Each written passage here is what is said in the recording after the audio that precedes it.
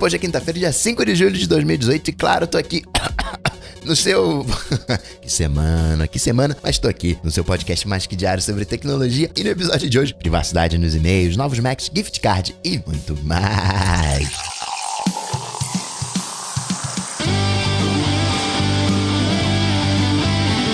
Dicas, produtividade, tecnologia, opinião, comportamento, tendência, notícias.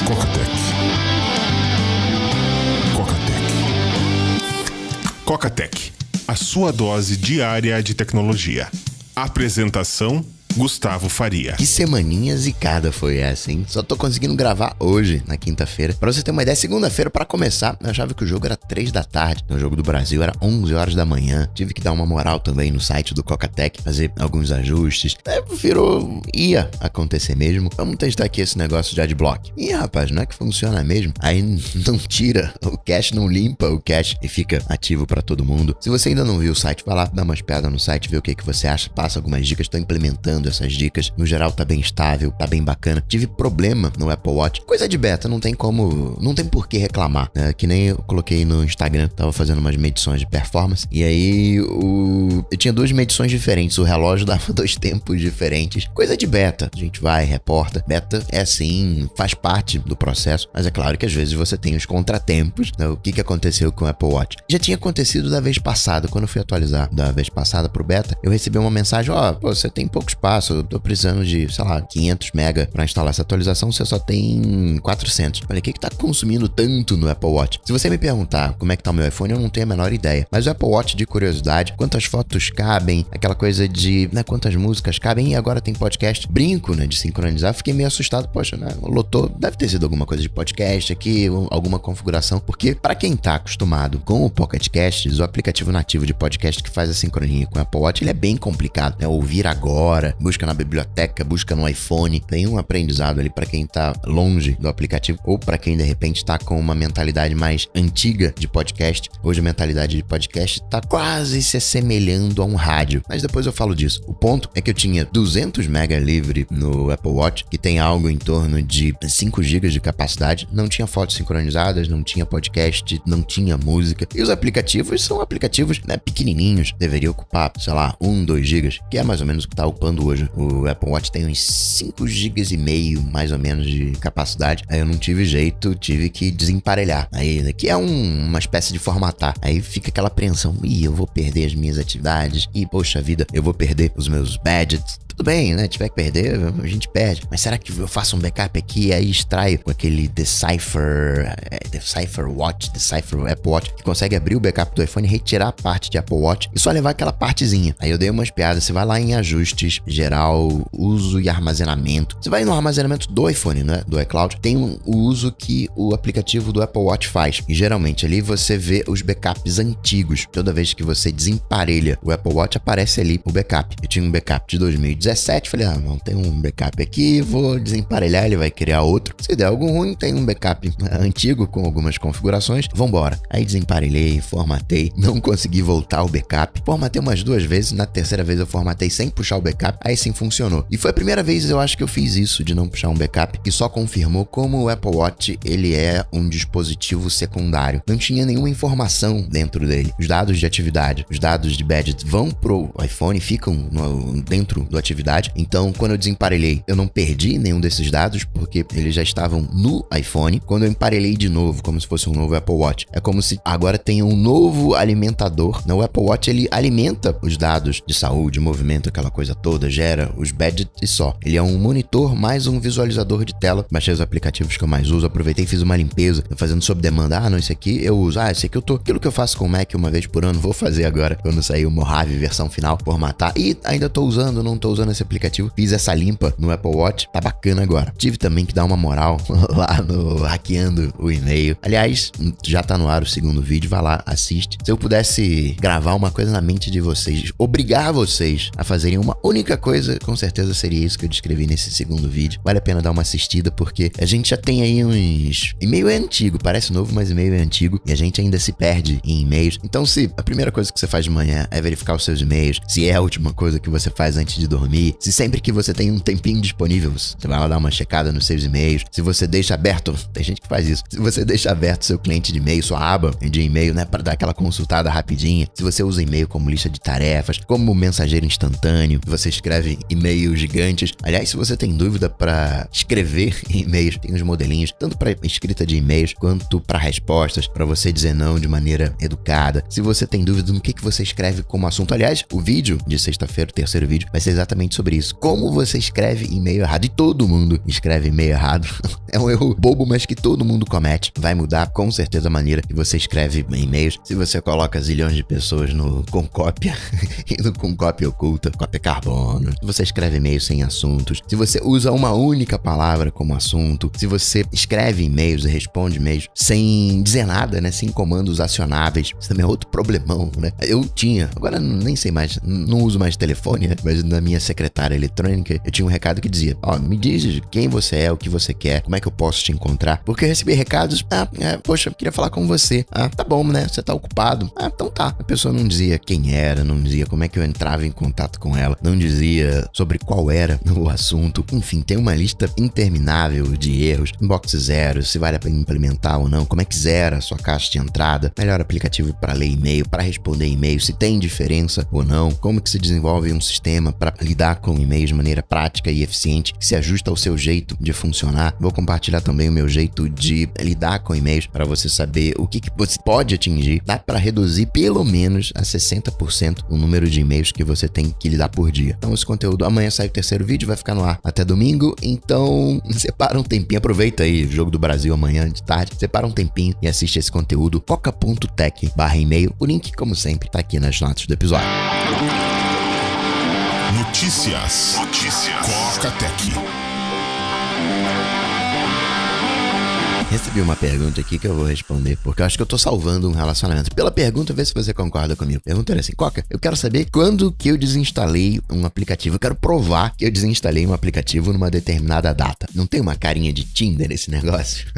Não tô aqui pra ser conselheiro amoroso. Cada um tem os seus critérios. Por exemplo, um critério que eu tenho, a pessoa não pode ser barraqueira. Não é que você não tem que lutar pelos seus direitos, mas eu quero... Problema vai ter, a gente bem sabe. E quando tiver esses problemas, eu quero ter a chance de sentar e conversar. E não ter, sei lá, casa quebrada. Imagina uma situação de filhos, e aí rola aquele barraco. Enfim, cada um tem os seus critérios. Talvez tenha aí uma questão de confiança, mas essa aí não é a minha função. A questão é, como é que a gente sabe quando que desinstalou um aplicativo? Então, primeiro de tudo, não tem uma maneira, uma lista, onde você consiga dizer, olha, eu desinstalei aqui nessa data. Se você tivesse um acesso detalhado ao iPhone, você poderia até achar rastros, de repente, do Tinder e ver quando que ele foi atualizado, as configurações, quando é que ele foi acessado pela última vez. Talvez você conseguisse deduzir. Outra coisa que você pode fazer é, se você for na App Store, compras, né, os aplicativos que você comprou e pedir para visualizar aqueles que não estão no seu iPhone, mostrava, eu não tenho como confirmar porque no beta não tá funcionando, não posso te cravar isso agora, mas era assim.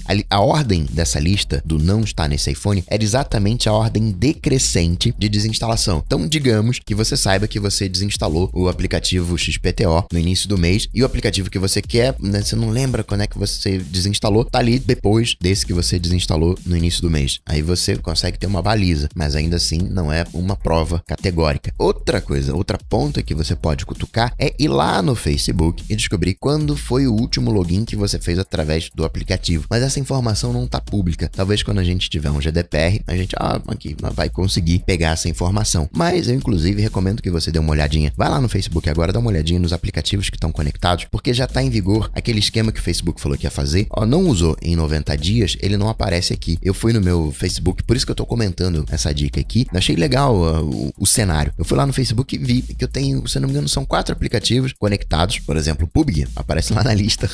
É o meu joguinho favorito do momento. Uma limpa boa. Então, não estando, caso o seu problema esteja ali nos 3 meses, 90 dias, você querer mostrar, não acessei aqui nos 90 dias, você pode mostrar esse login do Tinder. Entretanto, também não resolve, porque o Tinder ele tem 2 logins. Você pode fazer login pelo Facebook ou você pode fazer login pelo número de telefone. E acrescente uma outra nessa história. Você provar que desinstalou o aplicativo numa determinada data, sendo o caso do Tinder, não garante que você não acessou a versão web. Mesmo pedindo pro Tinder, me manda aí os dados da minha conta, né, num GDPR, que ainda não tem. Aliás, ainda não vi o GDPR do Telegram. Eu solicitei, mas você tem que consultar no Mac. Esqueci de consultar, tem que dar uma olhada. Só que você vai ter que se logar na conta e aí vai, né, ativar o login. Teria que entrar em contato com o Tinder e explicar a situação. Provável que o Tinder já esteja acostumado com essa situação. Eu queria aqui meu histórico de logins e talvez eles te forneçam, mas vai pedir o da conta do Facebook também do número do celular, hein? Se é pra fazer, tem que fazer direito.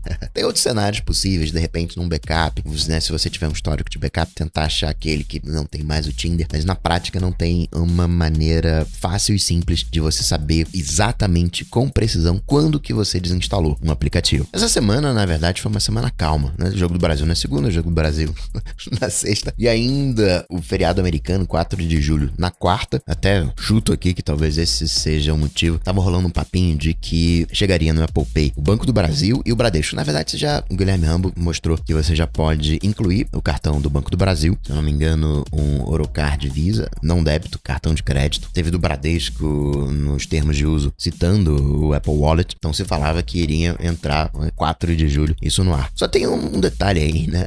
Vai que dá problema, alguma coisa, melhor fazer não num dia de feriado, até porque todas as transações de cartões de crédito da banda de cá, elas são validadas em Nova York. Toda vez que você passa seu cartão de crédito, dá uma pingada lá em Nova York para dar o ok na transação. São 2 hubs de validação de operações. Em Nova York, se eu não me engano, outro em Singapura, para a parte asiática, Austrália, mas Brasil, América do Sul, América Central, América do Norte, Europa, África também, Nova York. Isso agora deve ficar pro final do mês. Outra coisa, pintou, e aí não é rumor, não é papinho, não, é fato. Pintou 10 novos dispositivos, 5 iPads e 5 MacBooks na, vamos dizer, Anatel da Eurásia. Não é Anatel, a regra por lá vai lançar um dispositivo que tem criptografia, precisa de uma autorização. E aí, com isso, a gente sabe desses 5 iPads e 5 MacBooks. Na verdade, Macs, né? Tô aqui dando um passo a mais, acreditando que são Macs em função do MacBook Pro, né? Das dívidas, um MacBook de 12 polegadas, um MacBook de 13 polegadas, mas também já aconteceu de ter coisa registrada lá que não foi pra frente. Mas sim, a Apple tem essas dúvidas. Mas tudo continua na última forma, iPad com Face ID, câmera tripla para 2019, rolando um papinho de que teria novas cores pro iPhone, que viria um iPhone em azul, que viria um iPhone em dourado e também num laranja. Eu sou mega favorável a ter cor, basta ver as cores do Galaxy como ficam bonitas. Pintou um suposto benchmark do A12, que seria o novo motor do próximo iPhone. Achei meio assim.